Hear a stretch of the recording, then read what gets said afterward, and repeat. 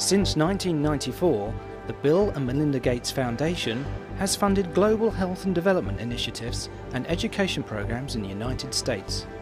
In recognition of their work, they recently received an honorary degree from the University of Cambridge. Well, Cambridge is an incredible place, going all the way back to Newton, and so many incredible things being done here today. We're very pleased with the scholarship program. Great kids who are going to go out and change the world. And so it's a wonderful association, and we've been looking forward to the opportunity to be part of the ceremony and greatly enjoyed it.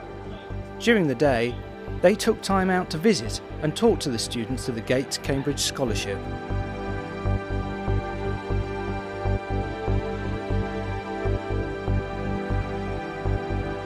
In 2000, the foundation made a donation to the University of Cambridge of $210 million to establish the Gates Cambridge Trust, enabling outstanding graduate students from outside the United Kingdom to come to Cambridge to study. And we were both told at very young ages, you can go to whatever college you can get into. It wasn't simple for Bill's family, but it really wasn't simple for my family to fund sending me to college. And so I knew that was a huge investment my parents were making. And I think for any student to have parents that say to them, you can live your dream, you have the chance of getting a college education, no matter what it takes, we're going to figure out how to get you there, is a really powerful message. Things like the Gates Cambridge Scholar, it's our belief in what education does for a society, that changes a society, the incredibly interesting things that you all are studying on and that you'll choose to embark on or change in your area of research or your field or whatever you go into, is an enormous contribution to society.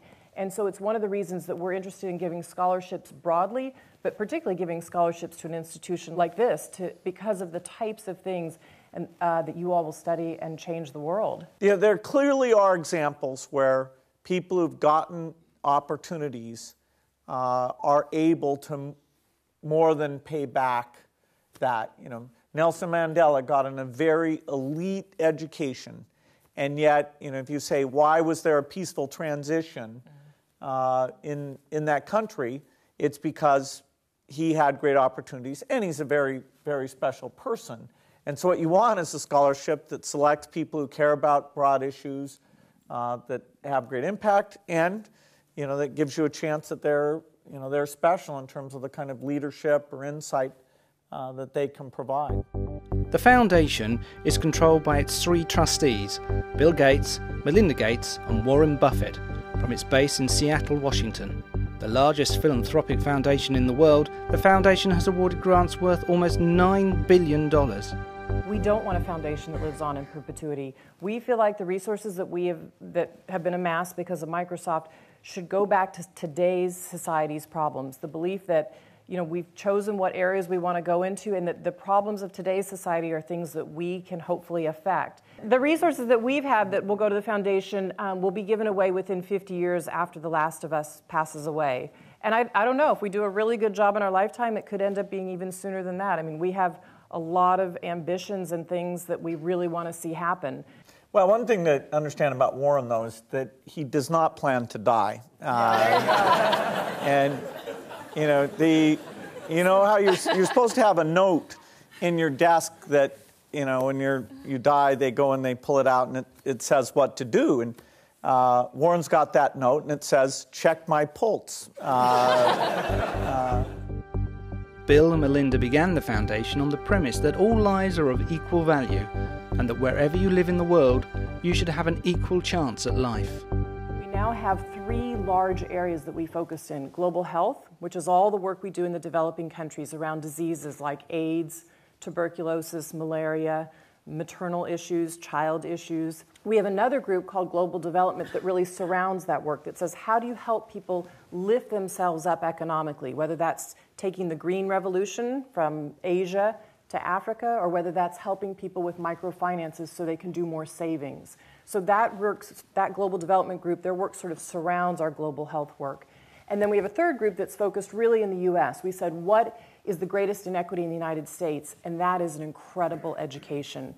If you have the chance to study at a place like Cambridge or many places in the United States, your chance of contributing to society and doing what you want with your best talents really makes a huge difference. And in the U.S., there's such an inequity between the kids that have the chance to receive a great education and those that don't. So in the U.S., we're really focused on transforming the high school and the post-secondary degrees to help people be able to get a great education.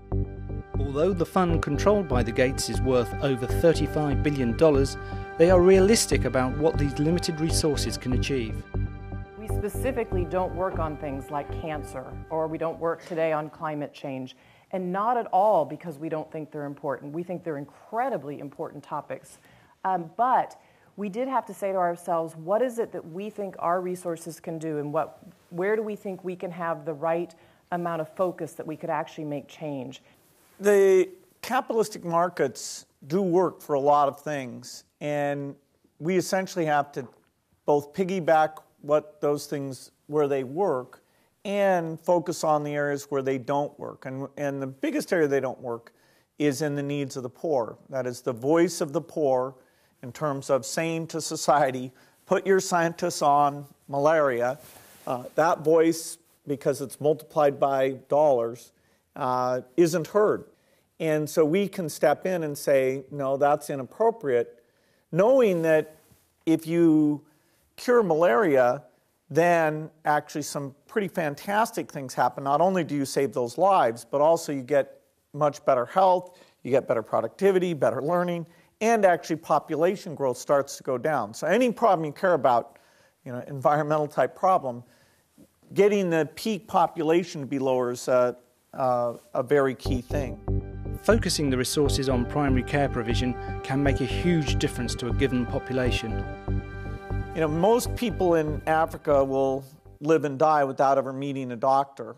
What they need is a just so-called primary care facility, and that facility has to be able to give the vaccines, because that's the backbone of healthcare. The reason why we went from 20 million children dying to less than 10 million is overwhelmingly vaccines. It's not some operating room or anything that any doctor did. It is that 4 million of the 20 million died of measles and 400,000 of the 10 million died of measles, and that's a very inexpensive vaccine. So it's the training and the drug stocking, including vaccines, at that primary care center. That is what we're all about. Focusing the resources on primary care provision can make a huge difference.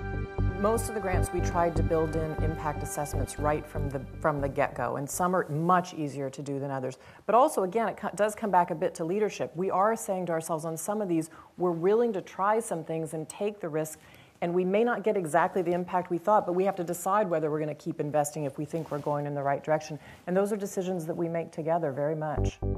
Good leadership is key to moving forward, but clearly good governance at state level is necessary to ensure the Foundation's work reaches the people that most need it. I'd say governance is one of the few things that I wish we knew how to take money and create governance. We do a few things, but it's very hard as an outsider to bring money in that cause good governance.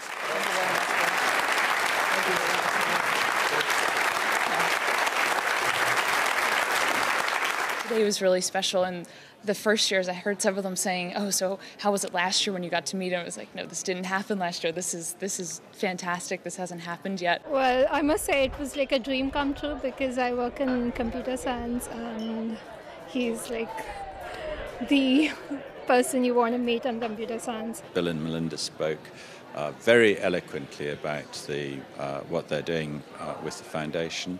And once the questions with the students got going, I thought that we had some further really very good interaction. It was terrific. But what about Bill and Melinda's legacy? How will they want to be remembered?